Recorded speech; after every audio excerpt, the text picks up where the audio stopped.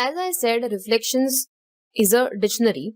So if you want to view the contents of this reflection, then you can type print and type the name of the package, which is reflections, and let's see. So these are the different key value pairs which are present in the dictionary, in this reflection dictionary. So whenever someone says I am, then the chatbot will respond you are. If I say I was, then the chat will say you were. So these are the basic questions and answers, or you can say different response which the chat bot is trained with. So you can also create your own dictionary. So this is the basic dictionary which is present in NLTK. You can create your own dictionary and you can include that dictionary in your chatbot.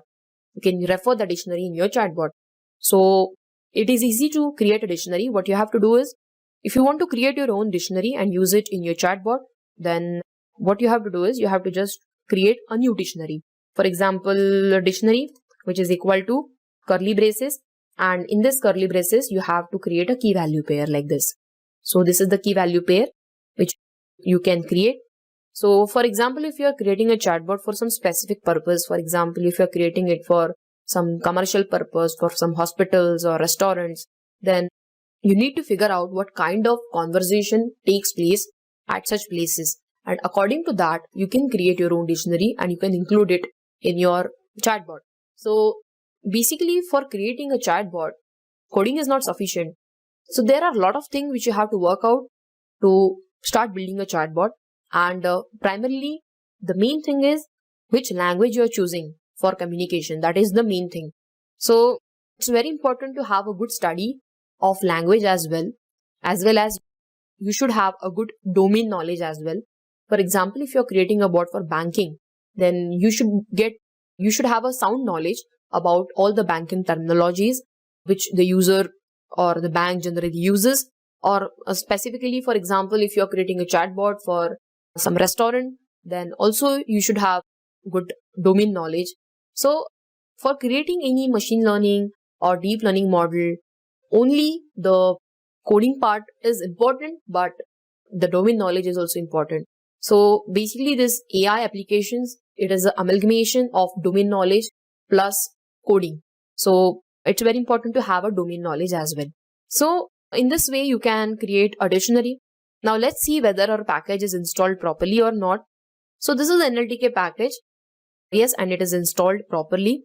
So this is the command which we wrote: conda installed C anaconda NLTK, collecting package metadata, done, solving environment, done.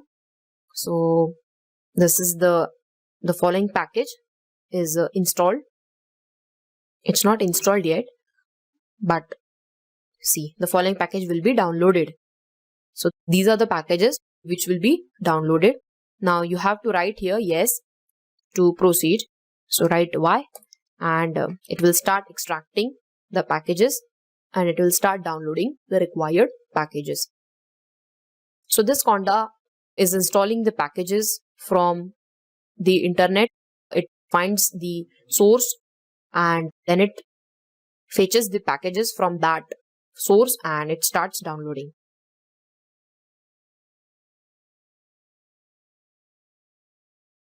So these are the 4 packages which are installed: NLTK 3.4.5, Conda 4.8.1, and it's done. So we have successfully downloaded the NLTK using Anaconda as well. So I have shared with you the 3 ways to download NLTK. The first way is Anaconda Navigator. The second way is using Jupyter. Directly you can type command there like pip install NLTK. The third way is using Anaconda, and using Anaconda you can type pip install Anaconda in the Anaconda Navigator. Or if that command is not working due to some reasons, then you can go for a specific conda command which I have shared with you. So in this way you can download NLTK, and after installing NLTK you have to do certain steps which I have already explained you, which is downloading the required corpus. So this is how you can install NLTK and install the different corpus. So let's get back to our code. So now we have installed the libraries, which is chat and reflections. Chat is generic framework for the conversation between the bot and the user. And reflection is a dictionary where there is key value pairs, which is again contains the question and answers, or you can say the queries and response in the form it is stored there. Now let's understand how to develop a code for a chatbot. As I told you, the one important point is domain knowledge. You should have a good domain knowledge. Now the second important point is you should understand the target audience. For example, if you are building this bot for banking sector, then you know who is your customer. Then according to that, you should train the model and you should feed the required questions. The third important point is understand the natural language in which you are going to communicate. So if you are building a bot for some regional language, then you have to train your bot according to that. If you are using your bot for some British people or for English speakers, then you have to train it accordingly. So second important thing is the language which you are choosing. The third important point is understanding the intent of the user. Now, why we are creating this bot? Are we creating this bot just for information's sake? Are we creating a bot to do some operations? Or what is the purpose of the bot? For what purpose the user will ask questions to the bot? This is the third thing, means what is the intent of the user. And then finally, we have to come up with the good response as well. So, for example, if someone is asking questions to the bot, and if our bot is not aware of the certain questions, then we should give a proper response that, sorry, can you please rephrase the question? Sorry, I don't know. So these are the specific response which the bot should give. And at the end, we will calibrate or we will try to improve the performance of the bot so that the communication should look more interactive. Communication should be interactive. So these are the certain things which we need to remember while creating a bot.